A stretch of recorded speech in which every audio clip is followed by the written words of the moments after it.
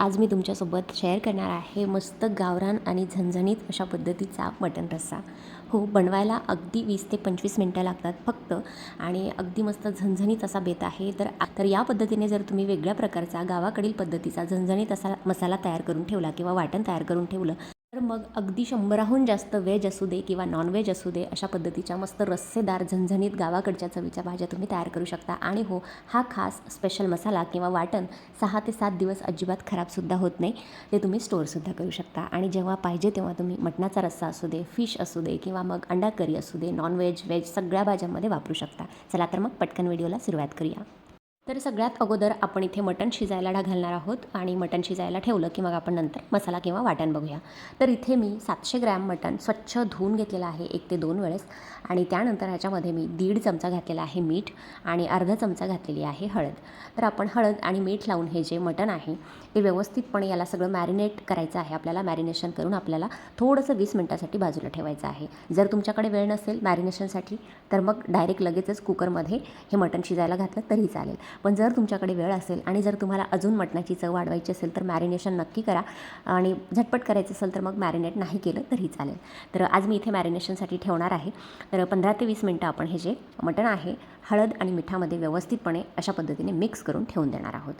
तर बघू शकता इथे 15 ते 20 मिनटं झालेली आहेत आणि आता आपण जे कुकर आहे त्याच्यामध्ये मटण शिजायला घालणार आहोत. तर गॅसवरती कुकर ठेवलेला आहे. त्यानंतर याच्यामध्ये फक्त मी 2 ते 3 चमचे तेल घातलेलं आहे.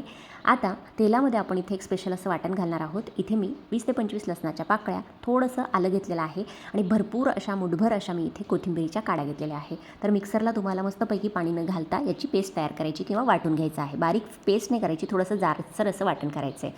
तर याच्यामध्ये तुम्ही कांदासुद्धा घालू शकता फोडणीमध्ये. मी आज कांदा वापरलेला नाही आहे. बारीक चिरून कांदा घातला तरीसुद्धा सूपला छान चव येते. त्याच्यामध्ये आपण कोथिंबीर न वापरता कोथिंबीरीच्या कोवळ्या अशा काड्या वापरलेल्या आहेत, अद्रक वापरलेली आहे आणि भरपूर असा लसूण वापरलेला आहे. त्यामुळे सूपला एकदम जबरदस्त अशी चव येते आणि सूप नुसतं जरी पिलं तरीसुद्धा छान लागतं. तर बघू शकता मस्तपैकी गोल्डन रंगावरती आपण हे वाटण तळून घेतल्यानंतर जे मॅरिनेट करून ठेवलेलं मीठ आणि हळदीमध्ये जे मटण होतं ते आपण याच्यामध्ये घालून घेणार आहोत. व्यवस्थितपणे एकदा मिक्स करून घेऊया. तेलामध्ये आपल्याला हे जे मटण आहे छानपैकी 5 मिनटासाठी परतून घ्यायचं आहे. अशी एक वाफ काढायची आहे. यावरती झाकण ठेवूया, एक वाफ काढून घेऊया आणि नंतर मग याच्यामध्ये आपण गरम पाणी ओतणार आहोत. तर हवं असल्यास जी प्लेट आपण याच्यावरती झाकण ठेवलेली होती त्यावरती जरी गरम पाणी ठेवलं तरीसुद्धा तुम्ही याच्यामध्ये तेच गरम पाणी वापरू शकता. पण याच्यामध्ये मला जास्त सूप हवं आहे, म्हणजे सुपाचाच आपण रस्सा तयार करणार आहोत. जे पिवळं सूप आहे त्याचा जर रस्सा बनवला तर त्या रस्स्याची चव अप्रतिम लागते. म्हणून आपण याच्यामध्ये गरम पाणी घातलेलं आहे. तर मटण बुडेल इतपत मी याच्यामध्ये गरम पाणी घातले बघू शकता आणि पिण्यासही वेगळं सूप हवं असेल तरीसुद्धा जास्त पाणी वापरू शकता. त्यानंतर आपण आता कुकरचं झाकण बंद करून याला 4 ते 5 शिट्ट्या मीडियम फ्लेमवरती काढणार आहोत. गॅसची फ्लेम खूप हाय करायची नाही, नाहीतर मग सगळं सूप किंवा पाणी बाहेर येतं. आता जोपर्यंत आपलं मटण शिजतं आहे तोपर्यंत आपण इथे मटणाचा एकदम गावरान झणझणीत अशा पद्धतीचा मसाला किंवा वाटण तयार करतो आहे. तर मी इथे अर्धी खोबऱ्याची वाटी घेतलेली आहे, बारीक अशी काप पातळ करून घेतलेत. त्यानंतर मी इथे 3 कांदे उभे चिरून घेतलेले आहेत. त्यासोबतच आपण इथे तिखटपणासाठी 5 ते 6 लाल सुक्या मिरच्यासुद्धा घेतलेल्या आहेत. भरपूर असा जवळपास अर्धी वाटी किंवा मुठभर तुम्ही म्हणू शकता लसूण घेतलेला आहे, आलंसुद्धा घेतलेलं आहे आणि त्यासोबतच आपण अर्धी वाटी किंवा मुठभर अशा कोथिंबीरीच्या कोवळ्या अशा काड्या घेतलेल्या आहे. जर काड्या नसतील तर भरपूर अशी कोथिंबीर वापरली तरी चालेल. त्यानंतर स्पायसेसमध्ये किंवा सुक्या मसाल्यामध्ये मी इथे 2 चमचे बडीशेप घेतलेली आहे, 2 स्टारफूल किंवा चक्रफूल घेतलं आहे, 1 जावित्री घेतलेली आहे आणि 2 चमचे मी इथे दगडफूल घेतलेलं आहे. तर बऱ्याच जणांना दगडफूल माहीत नसतं तर बघून घ्या, अशा पद्धतीने असतं काळ्या रंगाचं. त्यानंतर इथे 2 चमचे मी तीळ घेतलेला आहे, 1 चमचा मी इथे कारळ घेतलेला आहे आणि 2 चमचे मी घेतलेले आहे धने. त्यासोबतच आपण इथे 3 लवंगा आणि 4 काळी मिरी घेतलेली आहेत. तर अशा पद्धतीचा हा जो मसाला आहे एकदाच बनवून जर ठेवला तर 7 ते 8 दिवस आठवडाभर फ्रीजमध्ये तुम्ही स्टोअर करू शकता. अजिबात खराब होत नाही आणि कुठल्याही भाज्यांसाठी व्हेज नॉन व्हेज असू द्या त्यासाठी तुम्ही हा मसाला वापरू शकता. तर आता कढईमध्ये मी इथे 2 ते 3 चमचे तेल घातलेलं आहे. तेल हलकंसं गरम झालं की आपण इथे जे खोबऱ्याचे काप आहे ते मस्तपैकी ब्राऊन किंवा थोडेसे आपण डार्क याला रंगावरती करणार आहोत, म्हणजे आपला जो मसाला आहे त्याचा रंगसुद्धा मस्तपैकी डार्क ब्राऊन होतो. तर अशा पद्धतीने सुरुवातीला खोबरं तळून घ्यायचं तेलामध्ये. तर इथे बघू शकता 2 ते 3 मिनिटातच मस्त आपलं खोबरं जे आहे किंवा खोबऱ्याचे काप आहे मस्तपैकी तळून तयार आहेत. याच रंगावरती तळायचे, हाय फ्लेमवरती तळायचे नाही, नाहीतर मग काय होतं वरतून करपतात आणि आतून मग खोबरं तसंच राहतं. तर अशा पद्धतीने आपण मस्तपैकी खोबरं तळून घेतलं आहे. त्यानंतर त्याच तेलामध्ये आपण तीळ, कारळ, धने आणि काळी मिरी, लवंगा किंवा जे सुके मसाले होते ना, फूल आहे, स्टारफूल आहे, जावित्री आहे, दगडफूल आहे, परत इथे लसूण घेतलेला आहे, आलं आहे, लाल सुक्या मिरच्या आहेत आणि कोथिंबीरीच्या काड्या आहेत. हे सगळं जे साहित्य आहे आपण याच्यामध्ये घालून घालून घेतलेला आहे. आता याच्यामध्ये आपण काय घातलं नाही आहे, तर फक्त आपण इथे कांदे घातलेले नाही आहेत. तर कांदा काय करायचं, सगळ्यात शेवटी तळायचा. आधी खोबरं घ्यायचं, नंतर बाकीचे सगळे मसाले. अजिबात कन्फ्यूज व्हायची गरज नाही, कारण मसाल्यामध्ये छोट्या छोट्या गोष्टी खूप आहेत. तर सुरुवातीला 1 ते 2 वेळेस जर तुम्ही अशा पद्धतीने मसाला करून ठेवला किंवा करून बघितला ना, तर तुम्ही दुसरे मसाले कुठलेच वापरणार नाही. अजिबात रेडीमेड मसाले तर वापरणारच नाही. इतक्या छान चवीचा हा मसाला तयार होतो. तर ह्या सगळ्या गोष्टी आपण अशा पद्धतीने मस्तपैकी 4 ते 5 मिनटं मंद गॅसवरती तळून घेतलेल्या आहेत, परतून घेतलेल्या आहेत. आता काय करायचं, आपण प्लेटमध्ये तो मसाला काढून घेतल्यानंतर सगळं साहित्य छान खरपूस असं भाजलं आहे. त्यानंतर अजून 2 चमचे आपण कढईमध्ये तेल घालून जो कांदा आहे तो मस्त गुलाबीसर डार्क अशा पद्धतीने बघू शकता, थोडासा डार्क इथे करून घ्यायचा आहे, म्हणजे मसाल्याला रंग छान येतो. तर आता आपल्या मसाल्याचं सगळं साहित्य भाजून तयार आहे, खोबरं भाजून तयार आहे, त्यासोबतच जे सुके मसाले घेतले होते ते सुद्धा आणि कांदासुद्धा.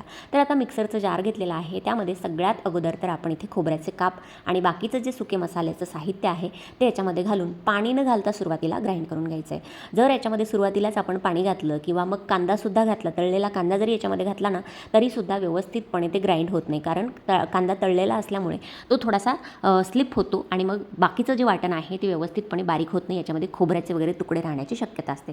तर सगळ्यात आधी खोबरं आणि सुके मसाले अशा पद्धतीने पाणी न घालता वाटून घ्यायचे. त्यानंतर आपण याच्यामध्ये कांदा घालणार आहोत आणि त्यासोबतच आपण याच्यामध्ये घालणार आहोत अर्धी वाटी. आता हा मसाला घरीच तयार केलेला असतो, उन्हाळ्यामध्ये प्रत्येक घरी तयार करतात. जर तुमच्याकडे हा घरगुती काळा मसाला नसेल तर तुम्ही रेडीमेड कांदा लसूण मसाला मिळतो तो घेतला तरीही चालेल. तिखट तुम्ही तुमच्या आवडीप्रमाणे कमी जास्त करू शकता. आणि त्यानंतर याच्यामध्ये अर्धी वाटी पाणीसुद्धा घातलेलं आहे आणि मस्त फाईन, एकदम फाईन लोण्यासारखी पेस्ट होईपर्यंत आपण याला ग्राइंड करून घेतलं आहे.